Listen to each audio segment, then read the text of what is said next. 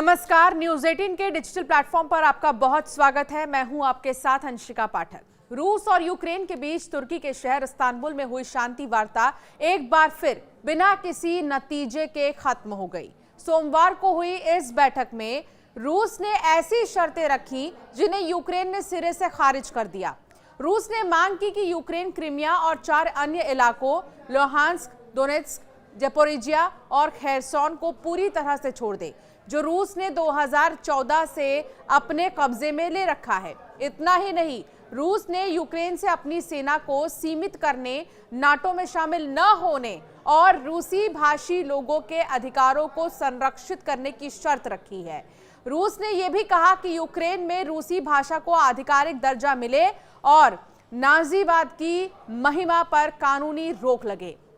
Ukraine ने इन मांगों को आत्मसमर्पण जैसा बताकर ठुकरा दिया और कहा कि रूस की ये शर्तें शांति की बजाय युद्ध को और लंबा खींचने की साजिश है। सबसे पहले ये जानिए कि इस बैठक में हुआ क्या। ये वार्ता मार्च 2022 के बाद दोनों देशों के बीच दूसरी औपचारिक बैठक थी, जो मुश्किल से 1 घंटे चली। दोनों पक्ष सिर्फ युद्धबंदियों की अदला बदली और मृत सैनिकों के शवों को लौटाने पर सहमत हो सके हैं। रूस और यूक्रेन ने सबसे कम उम्र और गंभीर रूप से घायल युद्धबंदियों को छोड़ने का फैसला किया। इसके अलावा लगभग 12,000 मृत सैनिकों के शवों को उनके देशों को सौंपने पर भी सहमति बनी है। यूक्रेन ने एक गंभीर मुद्दा उठाया कि रूस 400 यूक्रेनी बच्चों को जबरन अपने देश ले गया है, लेकिन रूस ने सिर्फ 10 बच्चों को लौटाने की बात मानी है। रूस का दावा है कि इन बच्चों को युद्ध क्षेत्र से उनकी सुरक्षा के लिए ले जाया गया था, लेकिन यूक्रेन इसे अपहरण बताता है। अब ये भी जानिए कि रूस की वो 2 शर्तें जिसे यूक्रेन नहीं माना। यूक्रेन ने अपनी शांति योजना पेश की है, जिसमें रूस के कब्जे वाले इलाके को अंतर्राष्ट्रीय मान्यता न देने, यूक्रेन की सेना पर कोई पाबंदी न लगाने और रूस से युद्ध के नुकसान की भरपाई की मांग शामिल है। दूसरी ओर रूस ने 2 विकल्प रखे जो यूक्रेन के लिए अस्वीकार्य हैं। पहला, यूक्रेन 4 इलाकों से अपनी सेना पूरी तरह से हटाए। दूसरा, यूक्रेन सैन्य तैनाती रोके, विदेशी सैन्य सहायता बंद करे और 100 दिनों के अंदर राष्ट्रपति और संसदीय चुनाव कराए।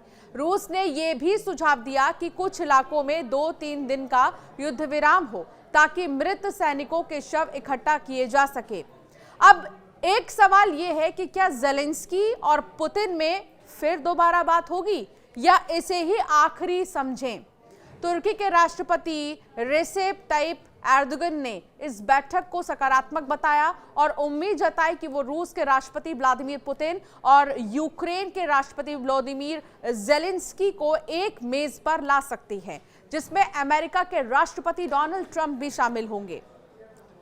ट्रंप ने हाल ही में यूक्रेन युद्ध को खूनी स्नान बताते हुए इसे जल्द खत्म करने की अपील की थी, लेकिन रूस का कहना है कि वो सिर्फ अस्थायी युद्ध विराम नहीं बल्कि लंबे समय का समझौता चाहता है।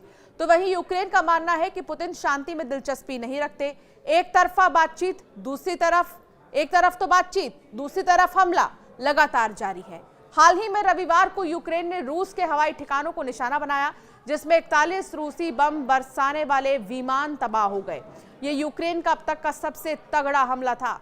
यूक्रेन के इस हमले से रूस को हुए नुकसान के बाद रूसी सैन्य ब्लॉगर और रणनीतिकारों ने यूक्रेन को करारा जवाब देने की मांग की है।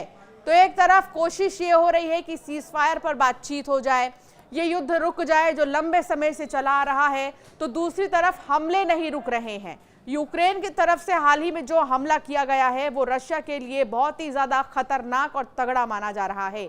लेकिन अब सवाल यह है कि इस हमले का जवाब अब रूस कैसे देता है, क्योंकि रूस ने कुछ शर्तें जरूर रखी इस बातचीत में, लेकिन यूक्रेन के लिए मानना इतना आसान नहीं था उन शर्तों को, इसलिए अभी ये बातचीत नहीं हो पाई है। लेकिन खबरें ये भी आ रही हैं कि शायद इस महीने के आखिर में दोनों ही एक मेज पर फिर से आए और यहाँ पर क्या पता राष्ट्रपति डोनाल्ड ट्रंप भी हों। अभी इसको लेकर कोई आधिकारिक जानकारी नहीं है, लेकिन आपको जरूर हम बताएंगे कि अगली बातचीत कब होगी और कौन कौन इस बातचीत में मौजूद रहेगा, किन शर्तों पर बातचीत होगी। हमारे साथ आप बने रहिए। हर अपडेट के लिए हम आपको इस तरह के एक्सप्लेनर्स दिया करेंगे। आपका क्या मानना है इस बातचीत पर, हमें जरूर कमेंट कर बताएं।